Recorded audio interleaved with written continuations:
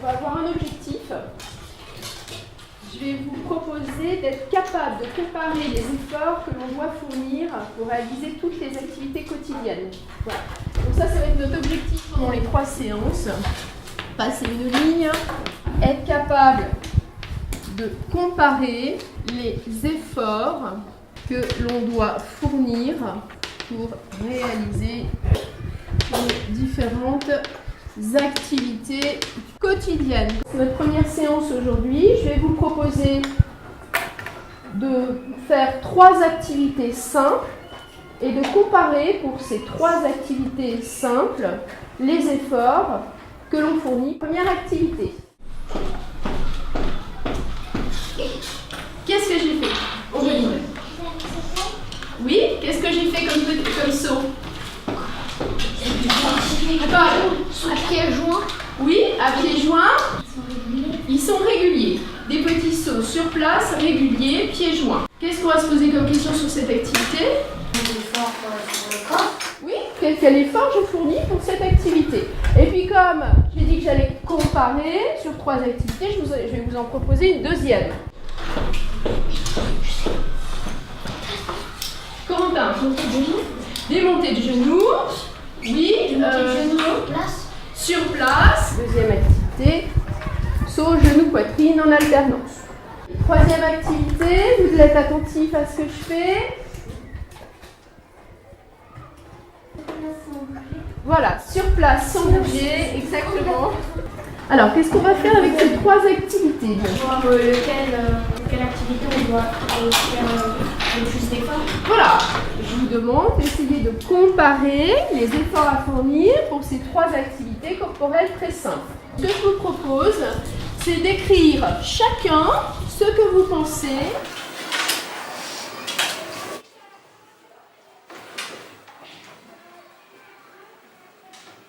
Donc Lola nous dit, rester debout immobile, ça me demande moins d'efforts que faire des petits sauts, me demande moins d'efforts que faire des sauts genoux poitrine. Voilà. Donc j'ai une élève qui pense ça.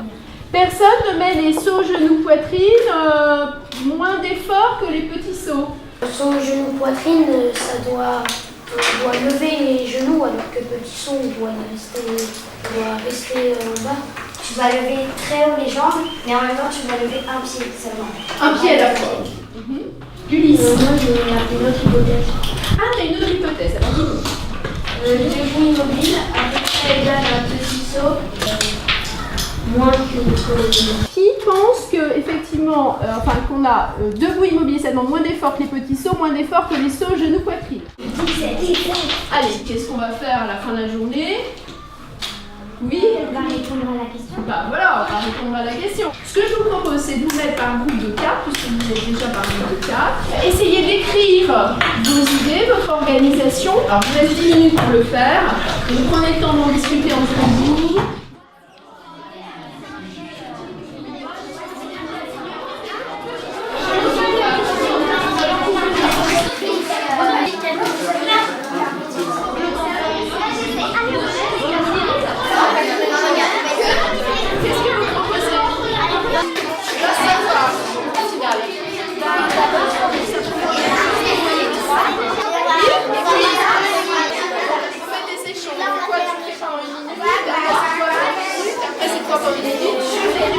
Vous me direz tout ça à la mise en commun. Hein? Alors, écrivez ça. Il y a quelqu'un qui écrit pour écrire. Tu proposes maintenant que ce soit une seule personne qui fasse tout. Elle pourra dire lequel est le plus fatigant par rapport aux autres. Voilà. Donc, qu'est-ce qu'on peut faire? Mesurer le battement du cœur, la température du corps. De la température du corps. Le cœur qui va battre vite. Alors, le cœur qui bat. Il y en avait qui étaient essoufflés. Essoufflé aussi. Alors, qu'est-ce qu'on peut faire, Paul? Sentir le pouls ou sentir ici. Compter les battements du cœur en un temps donné. Alors, j'explique comment on prend le pouls. Alors, il faut chercher un petit peu.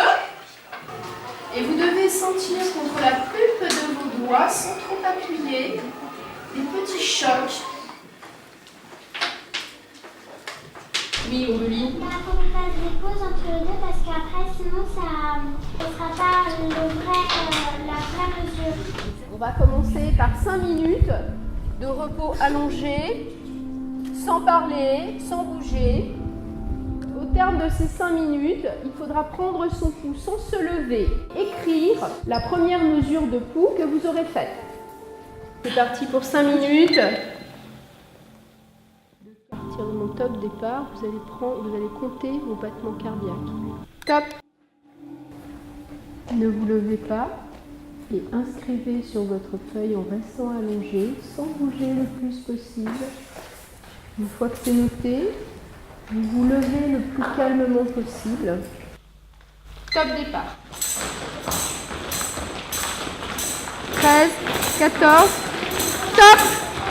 Tout le monde prend son pouls. Top. Arrêtez de compter. Chut.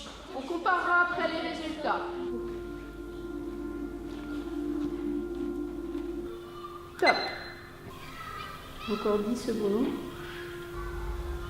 Stop. Vous prenez votre papier crayon sans vous lever, doucement, position allongée, restez allongé. Vous allez vous lever le plus doucement possible. Prêt à faire la deuxième activité. 2, 1, stop. Prenez votre pouls. Stop. Notez votre résultat.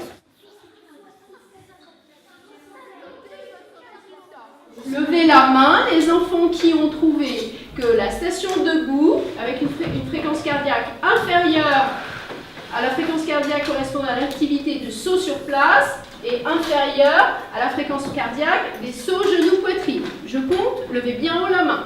1, 2, 3, 4, 5, 6, 7, 8, 9, 10, 11, 12, 13, 14, 15, 16, 17, 18, 19.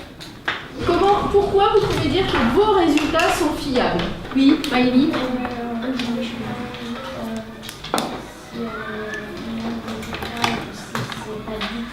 Ah, mais oui, ça c'est très intéressant de savoir si même rien que pour soi, on a effectivement les mêmes résultats sur les 3 repos allongés. En fait, toi, tu penses que tes résultats ne sont pas fiables.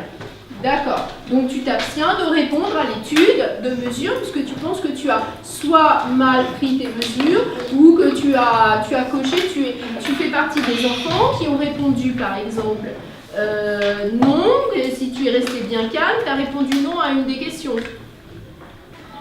Il y a eu des erreurs de mesure, mais malgré tout, sur les 24 personnes qui ont effectué ces mesures, eh bien, on trouve quand même que la grande majorité, 19, c'est quand même la grande majorité, 19 sur 24, trouvent le même résultat. On a vraiment répondu à la question du début. Donc, sur une prochaine séance, on pourra se demander quelles sont les activités que l'on fait et justement quelle est la dépense que l'on fait pour toutes les activités.